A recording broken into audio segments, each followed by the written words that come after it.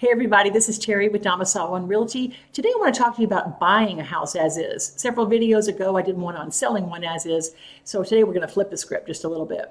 Now it's not unusual that I might hear from somebody who wants to purchase a home, whether they're first-time buyers or not, and they'll say, send me your foreclosure lists or bank owns or you name it. They want to see the list of that, and what they're looking for is a value. What comes with that, though, that's perfectly understandable, by the way, but what comes with that, too, are some challenges, whether it's what the house needs or the type of loan product you're going to use. So, again, today, this will be about owner-occupieds looking to purchase an as-is home. Number one, is the house a good fit for you? And what I mean by that is, are you the kind of person who you think you're going to have the resources to put into the repairs necessary? Or are you going to have access to people, do you know, contractors, family members, whatever, who can do those kinds of things? It's just not for everybody, and usually you can figure that out after you go to a few of these as-is homes. The second part is the loan a good fit for this house that you've got your eye on? Some homes require so much as in the way of repairs, and since it's being sold as is, the seller's not going to do it, that it just isn't cost effective.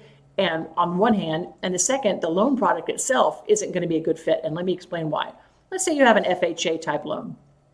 FHA is going to, when your lender is working the deal, they're going to send an appraiser out to look at the property.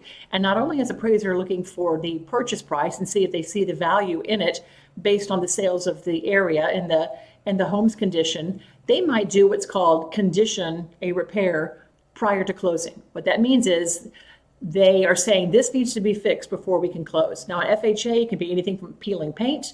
You might have a foundation issue. You might have cracks in the windows or something like that. Could be more serious than all of that stuff. If that's the case and you're going into an as-is situation, that's likely you're going to have a little trouble there. This is where it's important to have a realtor who's been around a little bit, who can tell you that they don't really see the alignment between your loan product and that particular home.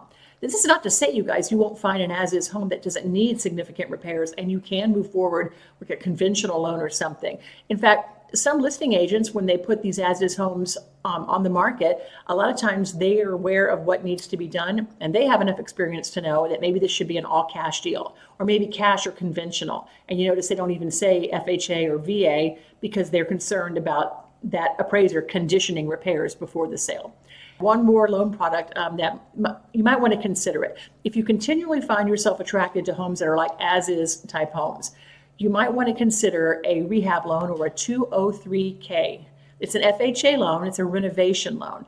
And what's unique about this particular loan is that it will allow for you to get into the home. The appraiser will not look at those as deal breakers because they're appraising for future value of the home once these things are taken care of. So you do have options if you're going to continue to pursue homes of this nature. Okay, so we've covered, first thing, are you a good fit for the home based on what it needs to have done to it? Do you feel like you're the kind of person who can either get that done or have the funds, the resources to do it? Secondly, is your loan a good fit for the home? Is it the kind of home that where an appraiser goes out there to check on it, certain repairs won't be conditioned? In other words, saying that it has to be fixed prior to the closing. So we have to see if that's okay. And do you have another loan product you can possibly use instead of the one you have that would have that restriction? Again, your realtor is going to be very helpful regarding that particular issue.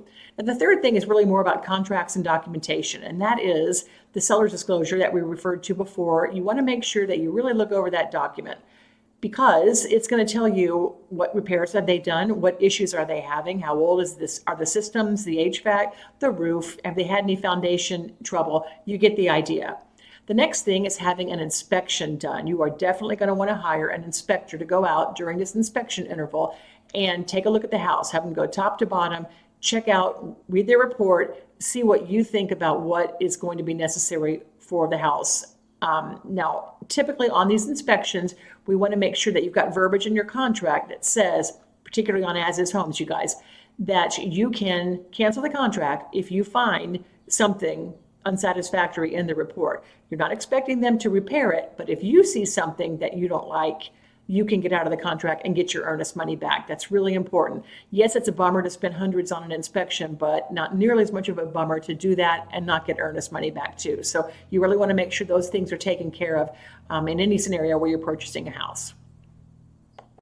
That's about all that we have right now for as-is properties. Hope it's been of some value for you, and I really appreciate you putting up with my dog Blair walking in the background. You guys take care.